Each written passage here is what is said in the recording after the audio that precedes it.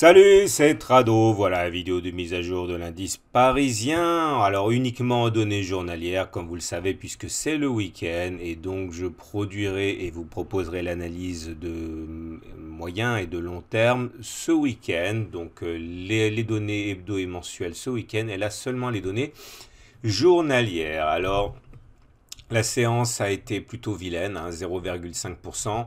Alors, je reviens sur quelque chose qui est très important, cette histoire de support. On ne sait pas, a priori, quel support va tenir. Vous savez, hier, on a connu une baisse assez importante, hein, qui nous a amené à casser la M20, la Kijun, et on s'était ressaisi sur les 76% de Fibonacci à 5405. Et je disais qu'il y avait éventuellement une zone de support ici, mais des zones de support, il y en a partout. Ok, d'ailleurs les 61,8, les 50, les 38, tout ça ce sont des zones de support. Et pour que l'on acte le fait qu'il s'agit d'un support, bah, il faut, hein, désolé pour la palissade, qu'il y ait un rebond. Et en ce sens, je disais que la bougie d'hier était moche parce qu'on ne voyait pas de traces de rebond, hein. La mèche basse était vraiment trop anecdotique pour montrer des intérêts acheteurs. Et donc, il fallait nécessairement que l'on ait au moins une mèche basse longue ou un chandelier de retournement, un rami haussier, un avalement, une pénétrante, qu'importe, mais quelque chose. Et là, du coup, effectivement, aujourd'hui, la séance de baisse acte le fait que le support n'en était pas un. Alors attention à tous ceux, et je l'ai dit encore hier, je suis désolé de me répéter, mais voilà, quand on achète sur les 76% de Fibonacci en pensant qu'il s'agira d'un support, comme ça, sans plus de mesures de sécurité, eh bien ça part du principe que quelque part, soit vous avez un stop loss super serré, soit vous envisagez de rentrer en plusieurs fois. Quand vous envisagez de jouer un rebond, il faut au moins qu'il y ait quelque chose comme un chandelier japonais qui confirme. Et donc du coup, eh bien on s'achemine doucement vers les 100% de retracement de Fibonacci, c'est-à-dire 100% de la jambe de hausse qui aura été grignotée. On a quand même abandonné 2,5% sur les 5 dernières séances, ce n'est pas rien. Et là, je voudrais faire amende honorable parce que visiblement, ceux qui me suivent sont beaucoup plus rigoureux que moi. Il y avait un autre signal baissier et que j'ai complètement éludé parce que voilà, il y a tellement de signaux que je ne pense pas toujours à tous les passer en revue et j'ai tort. C'était le SAR, là, vous voyez, le stop and reverse, le vert, là. Quand c'est cassé, boum, et ça bascule rouge et c'est un signal d'arrêt de tendance.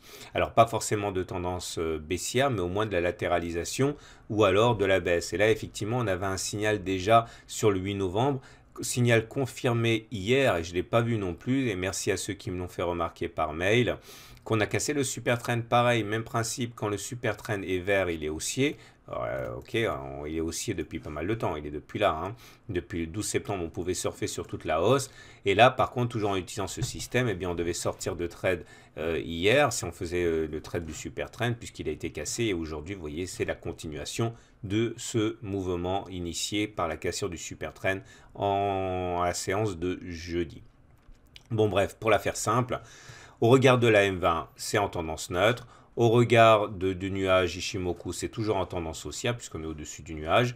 Et pourquoi est-ce que l'on peut penser qu'une réaction de rebond peut arriver à n'importe quel moment? Pour deux raisons. Tout d'abord parce qu'effectivement les 5364 ne sont pas très loin, mais également parce que regardez, la lagging span va arriver sur un support, ce sont les cours eux-mêmes. Vous voyez, lorsque les cours rencontrent un obstacle, ça fait support, mais lorsque la lagging span, qui correspond au cours projeté 26 périodes en arrière, rencontre un obstacle, ça joue aussi comme un rôle de support. Alors, rien ne fonctionne à 100%, mais vous voyez que la zone des 5365 ne sera pas forcément facile à casser pour les baissiers.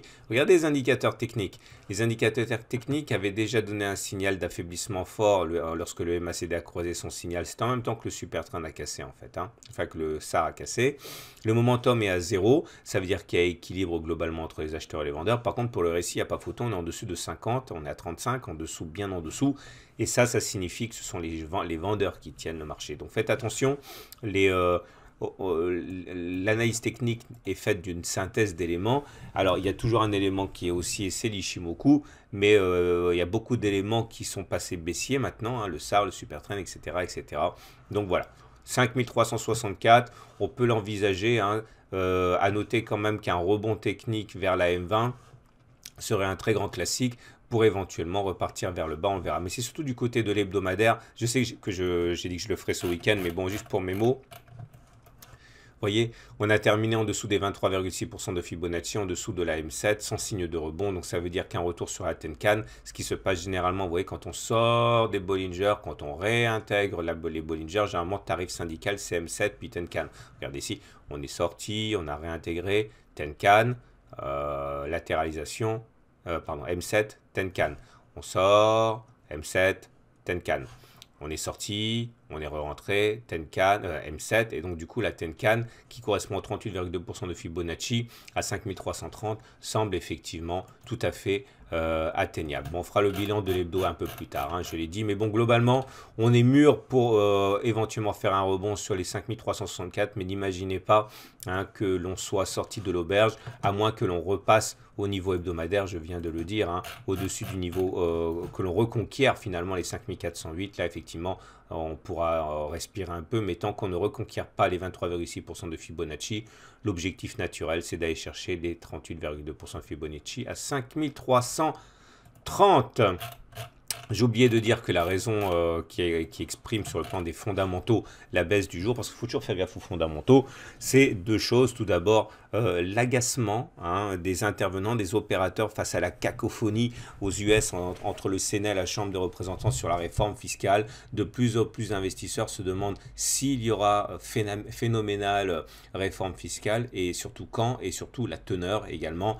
Bon bref, on ne sait pas, on navigue à vue et pendant que monsieur Trump se balade en Asie, eh bien, ça se déchire un petit peu aux États-Unis. Ça, dans un contexte où l'euro monte, et quand l'euro monte, eh ben, c'est pas bon pour les valeurs exportatrices de l'Union européenne, de la zone euro, et donc les entreprises sont assez pénalisées. Regardons le cousin germain, qui lui aussi enchaîne une séance assez vilaine, hein, puisque la M20 n'a pas tenu, elle a été cassée, donc bon... une fois, elle a été salvatrice, une deuxième fois, mais pas la troisième. Et donc, du coup, effectivement, le prochain support semble être les 13 060, hein, correspondant au haut du trading range qui a fait résistance.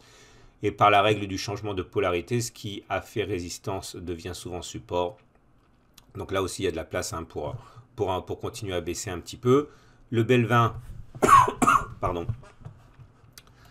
Le Belvin paye hein, la cassure du bison, on en a parlé lorsque ça a intervenu. Regardez, on était dans un beau bison ascendant, ça se casse plus souvent par le bas que par le haut. Ça a été fait sur la séance de jeudi et aujourd'hui on fait une nouvelle clôture en dessous des niveaux précédents avec un T1. Hein.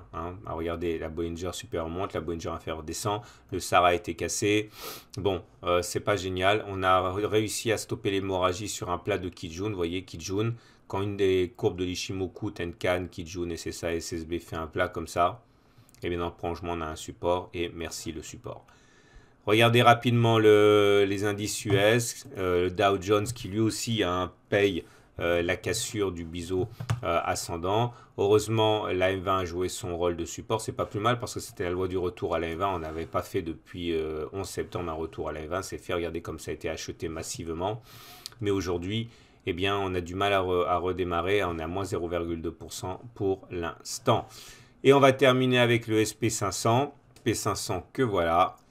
Et qui nous indique que là aussi, hein, on paye la cassure du biseau ascendant. Classique, on a rebondi heureusement sur la M20 aidée, il est vrai, par la Kijun. Mais malgré cela, pour l'instant, eh bien, on est capé à 0,13% de baisse. On n'arrive pas à reprendre de l'élan, même si, regardez, les longues mèches basses ici montrent bien que ça achète quand même. Hein.